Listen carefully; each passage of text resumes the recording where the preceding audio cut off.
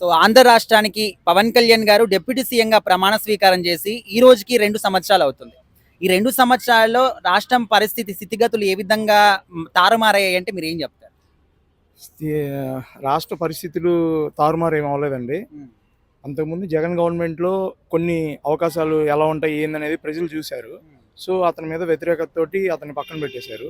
So Pawan Kalyan ఏం చేస్తాడా ఏందా వాళ్ళన్న పార్టీ ఇలాగ చేస్తాడు, ఇతని మీద నమ్మకం లేక ఫస్ట్ టైం సెకండ్ టైం అతనికి అవకాశం ఇవ్వాల, థర్డ్ టైం అవకాశం ఇచ్చి ఇంకొక 10 ఏళ్ళు పవన్ కళ్యాణ్నే గెలిపిస్తారు. అది 100%. ఎందుకంటే కరెంట్ షాక్ కొట్టి ఒకటి చచ్చిపోతే మొత్తానికి కరెంట్ కిట్లు మొత్తం సప్లై చేశాడు. చిన్నపిల్లలకి చిలకూరుపేట దగ్గర స్కూల్లో కంప్యూటర్స్ లేకపోతే అతని దగ్గర డబ్బులు లేకపోయినా రామ్ చరణ్ అడిగి అవన్నీ తీసుకొని కంప్యూటర్స్ అన్ని అరేంజ్ చేశాడు. ఇటు పక్క ఎంతో మంది కౌలు రైతులు అందరూ చచ్చిపోతే అతను సొంత డబ్బులతో వాళ్ళందరికి ఇచ్చాడు. ఇంత ఇలాంటి నాయకుడు ఆడ దొరుకుతాడు సార్? గిరిజన ప్రాంతంలో అతనికి ఏం పని? బెంజ్లో హ్యాపీగా తిరగాల్సిన వాడు గిరిజన ప్రాంతంకి వెళ్ళి అక్కడ వాళ్ళతో మాట్లాడాల్సిన అవసరం లేదు. ఎందుకు? ఇప్పుడు మన నాయకుడు ఉన్నాడు, ఆయన పేరుంది, మన తెలంగాణకి సంబంధించి నాయక్ గారు ఉన్నారు, ఒక అబ్బాయి, అతను సంపత్ నాయక్. చాలా అభిమానిస్తున్నాడు. ఎందుకు అభిమానిస్తున్నాడు? అతనికి ఇతనికి సంబంధం లేదు, ఇద్దరితో క్యాస్ట్ కాదు. ఎందుకు అభిమానిస్తున్నాడు అంటే పవన్ కళ్యాణ్ గారికి అన్ని కులాలంటే గౌరవం.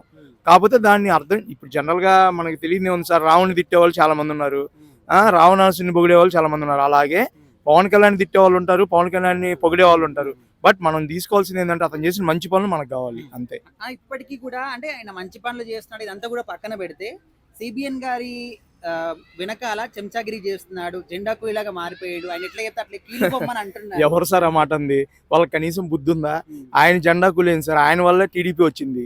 టీడీపీ వాళ్ళందరూ దాంకున్నారు చంద్రబాబు నాయుడు జైల్లో వేసినప్పుడు. ఒక్క కార్యకర్త అన్న మాట్లాడా? ఇప్పుడు ఒక్కోడు కాలు రగరేయటం అయ్యి చేస్తున్నారు. అంతకుముందు జగన్ ప్రభుత్వంలో అందరూ దాంకున్నారు. పవన్ కళ్యాణ్ ఒక్కడే వచ్చి జైలు దగ్గర నుంచొని అంత సపోర్ట్ చేసి వాళ్ళు గెలవడానికి మెయిన్ కారణం పవన్ కళ్యాణే. పవన్ కళ్యాణ్ కలవకపోతే టీడీపీ అనేది వచ్చేది కాదు. జగన్ అంటే ఏంది? జగన్ మామూలు అనుకున్నారా? జగన్ దెబ్బకి ఎవరు తట్టుకోలేరు. అది వీళ్ళిద్దరు కలిశారు, పవన్ కళ్యాణ్ సపోర్ట్ ఉంది కాబట్టే 100% గెలిచారు. అన్న ఇప్పుడు జనాల్లో గానీ రాజకీయాల్లో గానీ ఆయన ఒక ప్రత్యేక స్థానం అయితే ఏర్పడింది, ఇంకెవ్వరు కూడా దాన్ని దించలేరు. కానీ ఇప్పటికి కూడా ప్రతి ఒక్క విషయంలో ఆయన ఎక్కడికి వెళ్ళినా, ఏది తిన్నా, ఏది మాట్లాడినా కూడా తప్పు అనే విధంగా అదే ఇప్పుడు పెద్ద మ్యాటర్ ఏంటంటే జనరల్ గా అతను విమర్శిస్తేనే అతని క్రేజ్ ఇంకా పెరిగిద్ది. సో 100% ఎంతమంది అయినా విమర్శించనియండి, కానీ అతనికి తెలిసింది ఒకటే, నడుచుకుంటే వెళ్ళిపోతాడు. అన్ని కష్టపడి ఎవరైతే పేదవాళ్ళు ఉన్నారో వాళ్ళందరినీ ఆదుకుంటాడు. అతను చేయాల్సిన వర్క్ అంతా చేస్తాడు. ఇలాగే ఆయన 100% మళ్ళీ మళ్ళీ గెలవాలని నేను మనస్ఫూర్తిగా అభిమానిగా కోరుకుంటాను. ఫస్ట్ ఆఫ్ ఆల్ ఏపీ ప్రజలకు కంగ్రాచులేషన్ చెప్తానండి.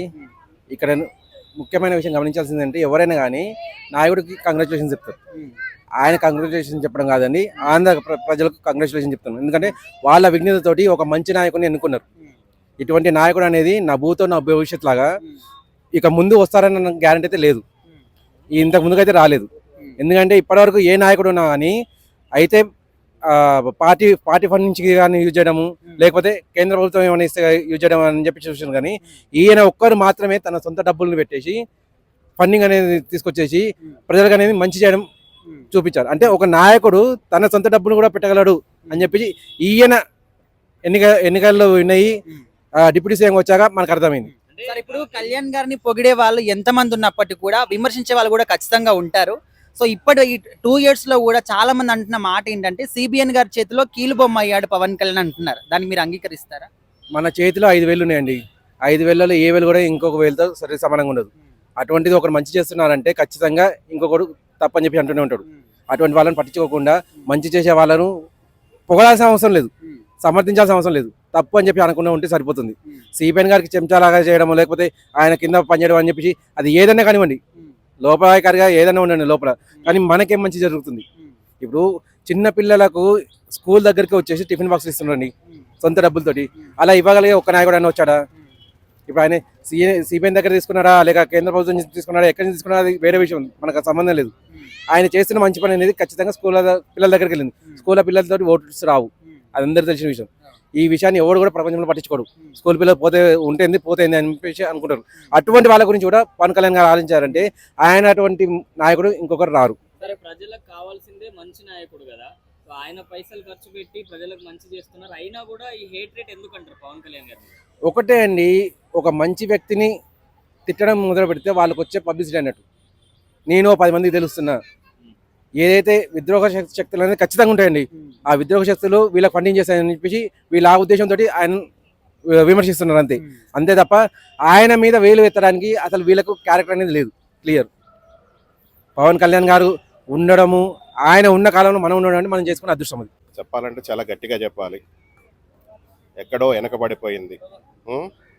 ఒక అరణ్యంలాగా, ఒక శ్మశానంలాగా, ఒక శ్మశానంలాగా మారిపోయిన రాష్ట్రాన్ని చక్కగా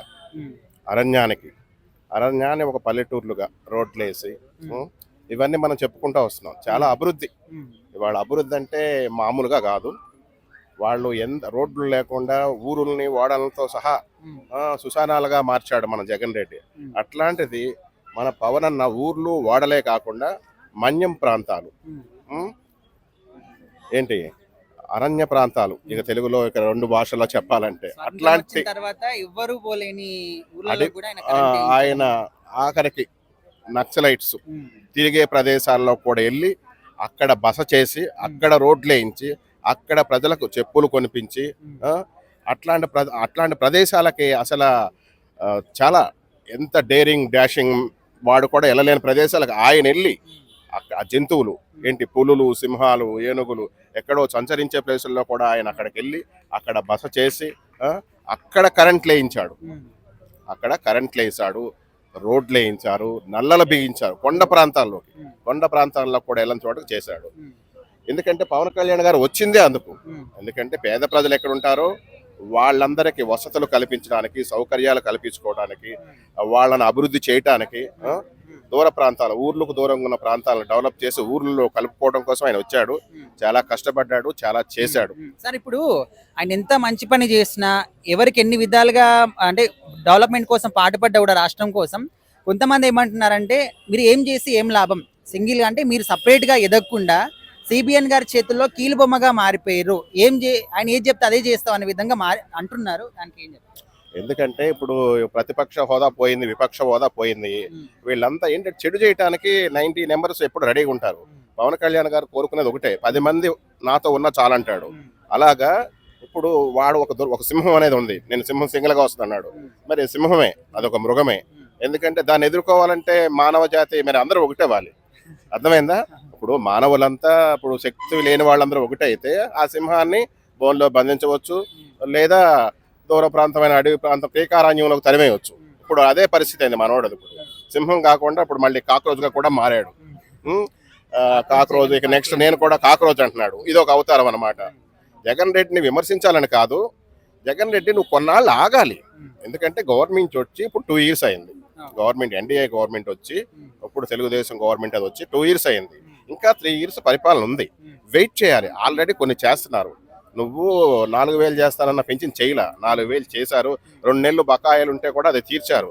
అర్థమైందా? అమరావతి 3 ముక్కలు చేస్తామనుకున్నాం. అట్లాంటి అమరావతిని కడుతున్నారు, పోలవరం కడుతున్నారు, అలా ట్రైన్, ఎన్నో వసతులు, ఎయిర్పోర్ట్లు, ఎన్నెన్నో చేస్తున్నారు.